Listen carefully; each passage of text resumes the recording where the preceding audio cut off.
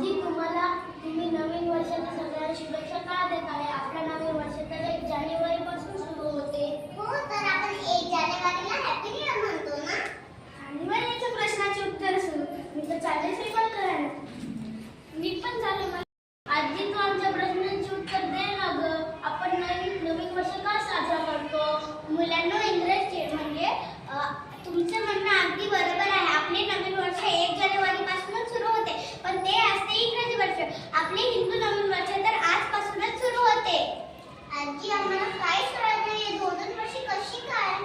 मुलांना इंग्रजी जेव्हा भारतात आले तेव्हा हळूहळू आपण त्यांचे कॅलेंडर वापरायला लागलो, पण इंग्रज भारतात येण्यापूर्वी आपल्याकडे आपले कॅलेंडर होते. मग आजी आपल्या कॅलेंडर मध्ये वेगळ्या महिने असतील ना ग? हो, आपले मराठी महिने असतात चैत्र, वैशाख, ज्येष्ठ, आषाढ, श्रावण, भाद्रपद, अश्विन, कार्तिक, मार्गशीर्ष, पौष, माघ, फाल्गुन हे असतात आपले मराठी महिने.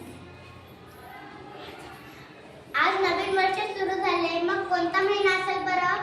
चैत्र. अगदी बरोबर.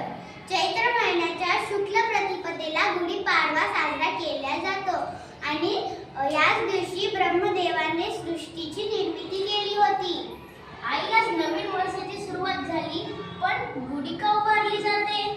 बेटा, असे म्हणले जाते की भगवान श्रीरामाने आज वालीचा वध केला होता. तो विजय दिवस साजरा करण्यासाठी आज गुढी उभारली जाते आणि गुढी हे विजयाचे प्रतीक असते.